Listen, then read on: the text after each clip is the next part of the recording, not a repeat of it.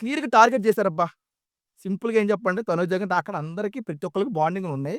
రేపొద్దున్న ఇప్పుడు వీళ్ళు బాండింగ్ ఆడరా? వీళ్ళు వీళ్ళు కలిసి ఆడరా? ఇప్పుడు వీళ్ళు కలిసి ఆడట్లేదా? ఇప్పుడొచ్చిన ఆరుగురు వైల్డ్ కార్డ్ కలిసి ఆడదాము, మనం కలిసి ఉందాము, వాళ్ళని విడగొడదాము, వాళ్ళ బాండింగ్స్‌ని విడగొడదామని వీళ్ళు మాట్లాడుకుంటున్నారు. కలిసి ఆడదాము, ఒక్కొక్కళ్ళు ఒక్కొక్కసారి బాల్ తీసుకుందాము, మనకు నచ్చినోళ్ళకి ఇచ్చుకుందాం అని చెప్పి వీళ్ళు మాట్లాడుకుంటున్నారు. మరి ఇదేంటిదిది? సపోర్ట్ తీసుకోవట్లేదు ఈళ్ళు. వీళ్ళు సపోర్ట్ తీసుకొని ఆడుతున్నప్పుడు, వాళ్ళు సపోర్ట్ తీసుకోకుండా ఆడదాం ఎట్లా చెప్తారు? దట్ టూ 5 వీక్స్ నుండి ఉంటున్న వాళ్ళ మధ్యన ఆటోమేటిక్‌గా బాండింగ్స్ ఉంటాయి. నిన్న కాక మొన్న వన్ డే వచ్చిన తర్వాత వీళ్ళకే బాండింగ్స్, వీళ్ళే కలిసి ఉన్నప్పుడు 5 వీక్స్ నుండి ఉంటున్న వాళ్ళకి ఆటోమేటిక్‌గా జెన్యూన్‌గా ఉండవా బాండింగ్స్? ఒక మొబైల్ ఉండదు, ఒక న్యూస్ పేపర్ ఉంటది, బయట ఏం జరుగుతుందో తెలీదు. బయట బయట మనుషులతో అసలు సంబంధాలుండవు. లోపల ఉన్న 15 మందో, 10 మందో వీళ్ళతోనే కదా బాండింగ్స్ ఉండేది.